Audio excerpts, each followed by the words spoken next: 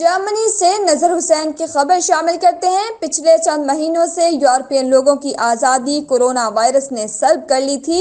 जैसे ही कोरोना कवानीन में नरमी पैदा की गई, यूरोपियन लोग छुट्टियां मनाने और आज़ादी में सांस लेने स्पेन, तुर्की और यूनान रवाना हो गए। खसूसी तौर पर स्पेन का जजीरा मोलोरोका बहुत मशहूर होने की वजह से लोगों का हदफ होता है, जहां पर एक बाल्टी से शराब उस वक्त तक पी जाती है जब तक हिम्मत होती है।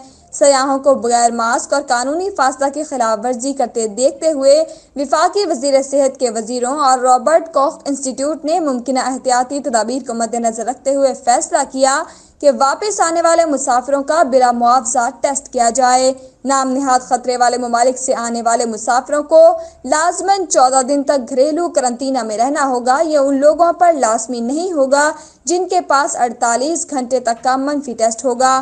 कोलोन बोन हवाई अड्डे पर टेस्ट करवाया जा सकता है, जिसका मुआवजा 90 यूरो आपको खुद अदा करना होगा।